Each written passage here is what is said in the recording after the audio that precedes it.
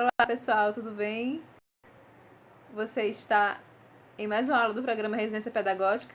Eu me chamo Neucilane, sou graduanda em Biologia e hoje a gente vai conversar um pouco mais sobre a biologia como ciência.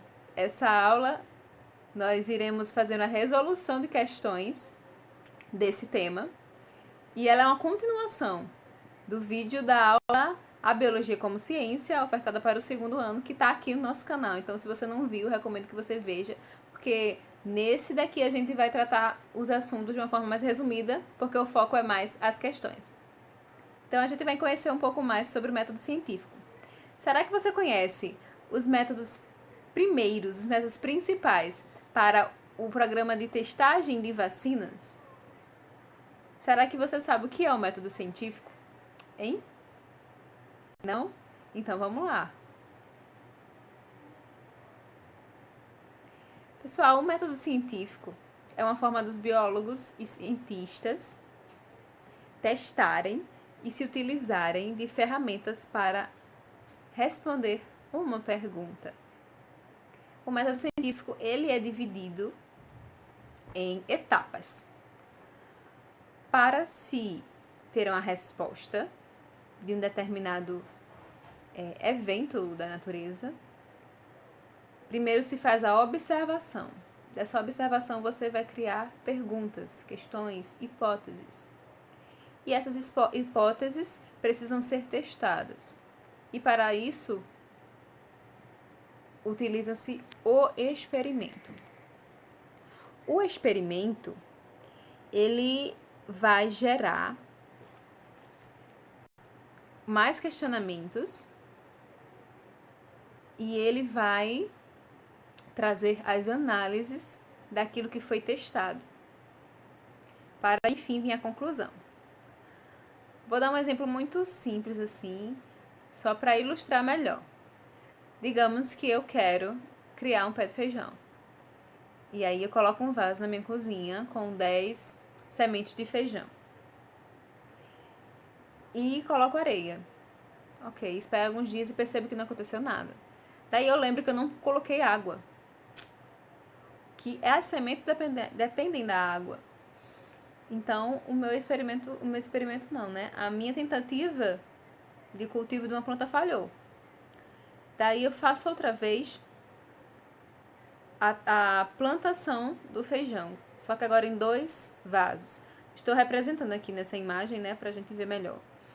Primeiro eu pego um vaso e coloco 10 sementes, no outro pego outro e coloco mais 10 sementes, em cada uma. E aí coloco areia também. Em seguida, eu adiciono uma variável independente. O que seria essa variável independente? As sementes, elas dependem da água para germinar.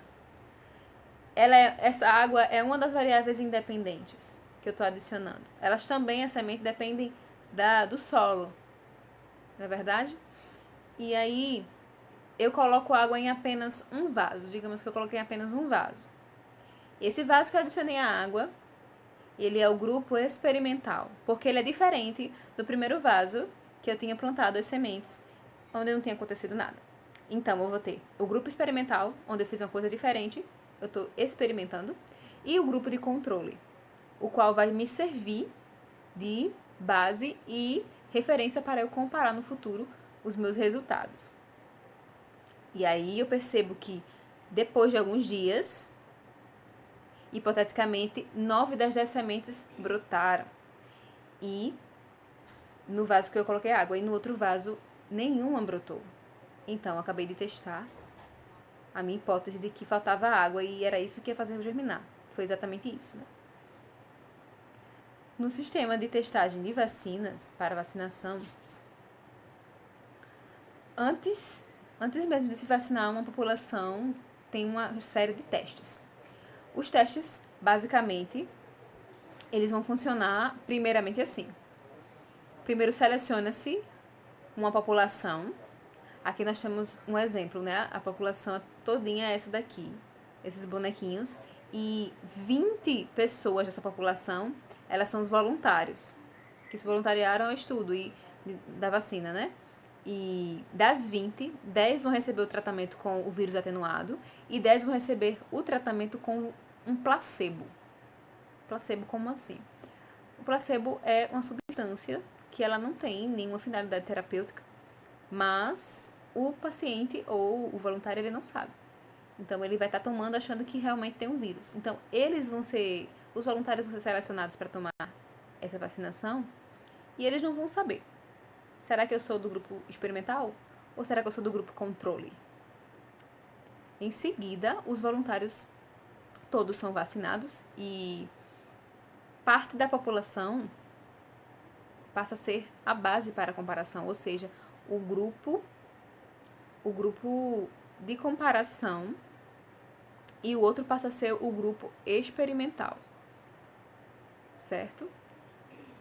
O comparativo é aquele que não recebeu nenhum atenuante do vírus. Opa, dei uma voltada aqui.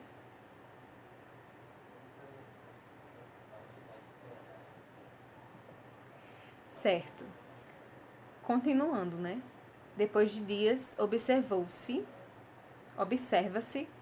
se o tratamento, né, vacinal constituiu respostas no organismo do voluntário. E observa-se se eles adoeceram. Nesse exemplo aqui, 2 deles adoeceram dessa vacina. Certo. Aqui a gente tem a primeira questão da UGF do Rio de Janeiro. Ao criar uma hipótese científica, o cientista procura letra A, levantar uma questão ou problema, letra B, explicar um fato ou prever outros, letra C, testar variantes, letra D, comparar teorias estabelecidas, letra E, confirmar observações. Dá uma pausa nesse vídeo e tenta responder essa questão. A resposta correta é a letra E. Porque lembra lá da fase? Para a gente fazer a testagem de uma hipótese, precisamos antes observar. Então, a resposta correta é a letra E. Alguma dúvida, pessoal? Se surgirem dúvidas, você pode voltar ao vídeo ou até mesmo também postar aqui nos comentários as dúvidas. Porque aí o pessoal que sempre está mexendo aqui vai ver, eu também, e a gente responde. Então, outra questão. Essa questão também é bem ilustrativa, está certo? É só para exemplificar. Com o objetivo de testar a eficácia da vacina Pfizer contra o novo coronavírus, em uma região do Brasil foram convocados 40 voluntários. Vacinou-se um grupo de 20 pessoas, deixando outras 20 sem se vacinar. Após algum tempo, injetou-se em toda a população o vírus causador do Covid-19. O quantitativo de pessoas não vacinadas constitui o grupo controle, o grupo experimental, a hipótese ou a observação. Qual dessas alternativas está correta? De acordo com o que a gente viu aqui. E na aula também anterior de biologia. Isso mesmo. O quantitativo de pessoas não vacinadas constitui o grupo controle. Aquele que fica lá e não recebe o atenuante do vírus e vai funcionar como comparativo nos resultados. Agora a gente vai conversar um pouco mais sobre níveis de organização biológica. Quem estava na aula número 1 da Biologia como Ciência, já deve ter visto essa imagem aqui, ou imagem parecida. Os seres vivos, em toda a biosfera, no mundo inteiro, né? Existem muitos seres vivos. E aí, para a gente estudá-los, precisamos agrupá-los. E aí, a biologia agrupa assim, em níveis, né, de organização. O primeiro nível de organização da vida é o átomo, né? Dos sistemas vivos é o átomo. Depois, o átomo se liga a moléculas. Não, desculpa. O primeiro nível de organização biológica que nós vamos ter para estudar os seres vivos é o átomo. Átomos se agrupam e formam moléculas. A molécula vai formar organelas. As organelas vão formar as células de um organismo vivo. As células formam os tecidos, como o tecido epitelial da pele, o tecido muscular, cada um com sua especialidade, seja contrair ou proteger o corpo. os tecidos, se eles vão formar os órgãos, os sistemas, como o sistema específico, que é o sistema nervoso, sistema respiratório, que é um conjunto de órgãos com uma determinada função. Os órgãos formam o organismo, e o organismo vai formar a população, que dá origem a comunidades, que interagem com outros seres, né? São populações que interagem com outras populações, ou a gente tem aqui de animais e de plantas, vegetais. Essa comunidade, com outras comunidades de outras espécies de animais, vão formar um ecossistema, e aí eles também vão depender da temperatura do ambiente. E o ecossistema dá também, vários ecossistemas vão formar a biosfera. O ecossistema, existem vários ecossistemas na Terra, e eles vão formar a biosfera no geral. Da VUNESP São Paulo. A sequência indica os crescentes níveis de organização biológica. Aí ele vai dar alguns níveis. Célula, vai dar o número 1, não diz o que é, 2, 3, população, 4, 5, biosfera. Os níveis 1, 3 e 4 correspondem respectivamente a: letra A, órgão, organismo e comunidade. Tecido, organismo e comunidade. Será? C, órgão, tecido e ecossistema. D, tecido, órgão e bioma. E, tecido, comunidade e ecossistema. Pausa aí e tenta responder.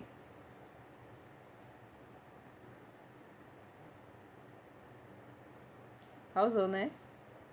Espero que sim. Então, gente, vamos tentar responder. Essa daqui é um pouquinho mais complicadinha, para quem nunca teve o contato com esse assunto. Olha, a questão está dando alguns níveis, mas ela está pedindo apenas o 1, o 3 e o 4. Então, antes do 1 vem a célula. Então, a gente pode entender que depois da célula vem o quê? Tecido. Tá? Tecido, que se enquadra na questão aqui, parece tecido. Depois vem, ele está pedindo 3, então tecido, pulou o número 2, que seria aí órgão. Então, número 3, organismo, população. Continuando, ele quer a questão, ele quer o número 4, que é a comunidade. Então, fica tecido, organismo, comunidade. A resposta certa é a letra B, isso aí.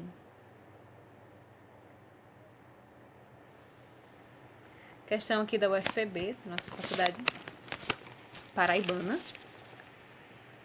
Em nosso planeta, o que distingue a matéria viva da não viva é a presença de elementos químicos, carbono, hidrogênio, oxigênio e nitrogênio, que junto com outros formam as substâncias orgânicas. Os seres vivos são formados a partir de níveis bem simples e específicos, até os mais complexos e gerais, numa ordem crescente de complexidade. Estes níveis têm a seguinte sequência.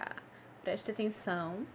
Qual a sequência dos níveis, qual o nível de organização dos seres vivos que a questão está colocando e a ordem. Letra A, biosfera, ecossistema, comunidade, população, organismo, sistema, órgão, tecido, célula e molécula. Letra B, molécula, célula, tecido, organismo, órgão, população, comunidade, ecossistema, sistema, biosfera. E letra C, molécula, célula, tecido, órgão, organismo, população, comunidade, sistema, ecossistema e biosfera. Qual dessas está mais correta? Então, a resposta correta é a alternativa C. Molécula, célula, tecido, órgão, organismo, população, comunidade, sistema, ecossistema e biosfera. E aí, os níveis de organização terminam aí? Não. Tem a biosfera, tem os planetas. Dos planetas existem outros níveis, né, de organização da vida, até as galáxias, então isso é muito abrangente. Se você gostou desse vídeo, dá um like aí, e para ajudar o nosso canal, para outras pessoas estudarem mais com os conteúdos que a gente passa aqui, né, e aprender um pouco mais. E eu queria deixar essa frase para vocês, né? Não são as circunstâncias que definem o nosso futuro, mas sim a decisão diária de traçar um novo caminho. Então, se você gostou desse vídeo, se inscreve no nosso canal e dá um like, certo? Até a próxima aula!